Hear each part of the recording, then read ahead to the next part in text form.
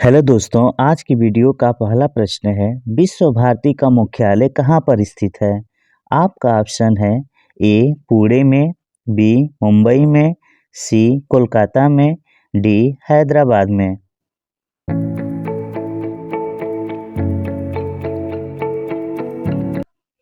आपका सही उत्तर है सी कोलकाता में।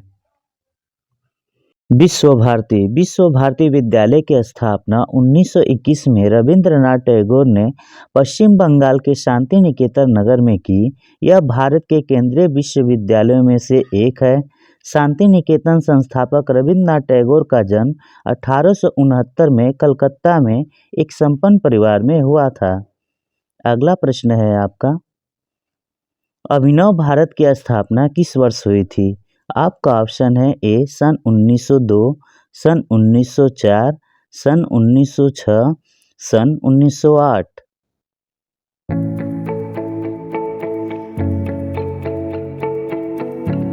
करेक्ट आंसर है आपका बी 1904। अगला प्रश्न है दोस्तों, शारदा एक्ट किस अंग्रेज द्वारा बनाया गया था? आपका ऑप्शन है A Lord Dalhousie, B Lord Auckland, C Lord Irwin, D Lord Wellesley.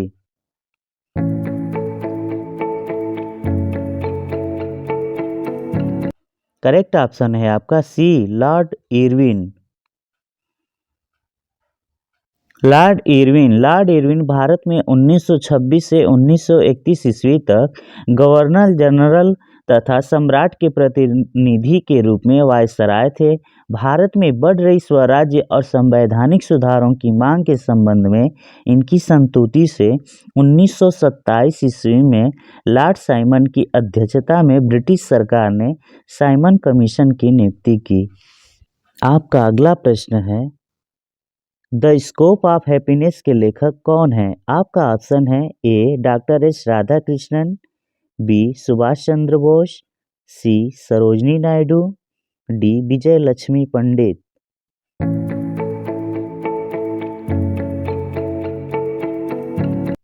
आपका सही जवाब है डी विजय लक्ष्मी पंडित।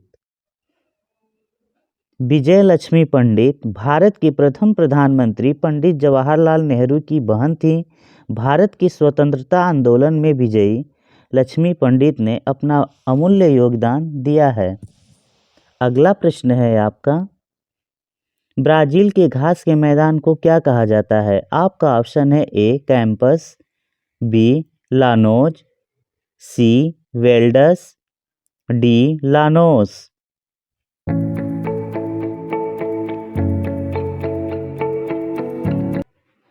आपका सही जवाब है ए कैंपस। कैंपस घास, ब्राजील में सवाना घास के मैदानों को कैंपस कहा जाता है। इसमें उरुग्वे और पराग्वे, ब्राजील और अर्जेंटीना के कुछ हिस्से शामिल हैं। यह पौधों की प्रजातियों में समृद्ध है तथा वन पारिस्थितिकी प्रणालियों की तुलना में अलग है। अगला प्रश्न है आपका, इंडोनेशिया में कौन सी स्थानांतरित कृषि होती है? आपका ऑप्शन है ए कानुको, बी लदांग, सी तुंगया, डी तमराई।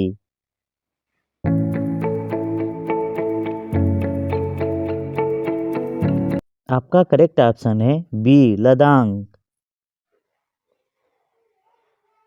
अगला प्रश्न है दोस्तों आपका, अंगूर की खेती को क्या कहा जाता है? आपका ऑप्शन है A viticulture, B pomoculture, C horticulture, D एरोपोर्टिक।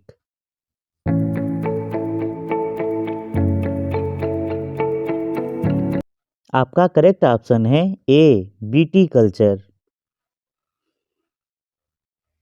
अगला प्रश्न है दोस्तों, निम्न में माही परियोजना किस राज्य में है? आपका ऑप्शन है ए महाराष्ट्र में, बी मध्य प्रदेश में, सी गुजरात में, डी केरल में।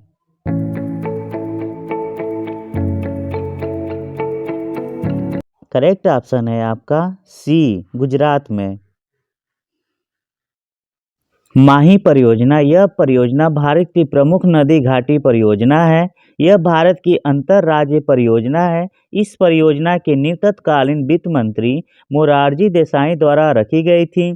इसका नाम प्रसिद्ध स्वतंत्रता सेनानी जमनालाल बजाज के नाम पर रखा गया था।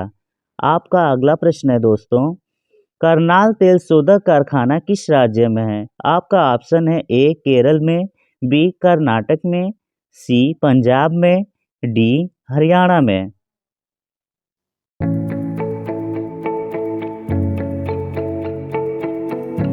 आपका करेक्ट ऑप्शन है डी हरियाणा में। आपका अगला प्रश्न है, भारत सब्जियों के उत्पादन में विश्व में कौन से स्थान पर है? आपका ऑप्शन है ए पहला, बी दूसरा, सी तीसरा, डी चौथा।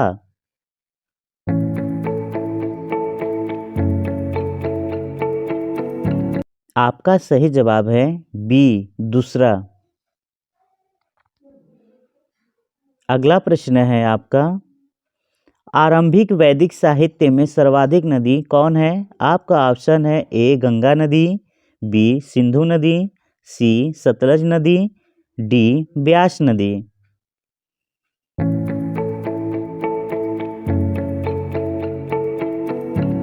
करेक्ट ऑप्शन है आपका बी सिंधु नदी। सिंधु नदी एशिया की सबसे लंबी नदियों में से एक है।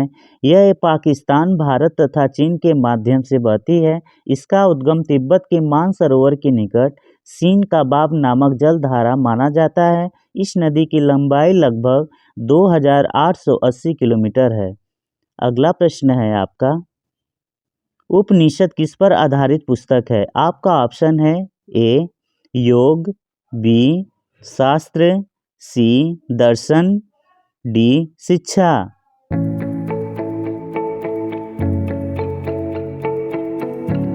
आपका सही जवाब है सी दर्शन। अगला प्रश्न है आपका, जैन धर्म में पूर्ण ज्ञान का क्या अर्थ होता है? आपका ऑप्शन है ए उपासना, बी मोक्ष, सी निर्वाण, डी कैवल्य।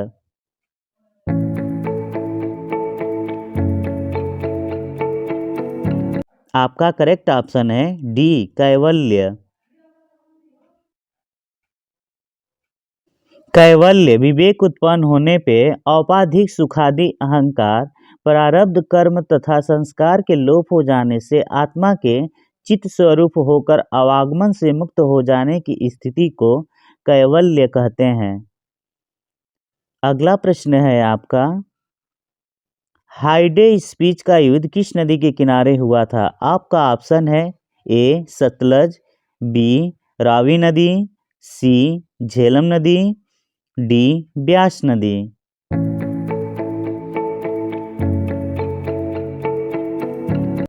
आपका सही जवाब है सी झेलम नदी। झेलम नदी उत्तर भारत में बहने वाली एक नदी है जिसका वास्तविक नाम बितस्ता है। कश्मीरी भाषा में व्यथ कहते हैं। इस नदी का उद्गम बेरी नाग नामी नगर में है। आपका अगला प्रश्न है, मुरुगन देवता की उपासना सबसे पहले किसने शुरू की थी? आपका ऑप्शन है अयहूदियों ने, बी तमिलों ने, सी बौद्धों ने, डी ईसाइयों ने।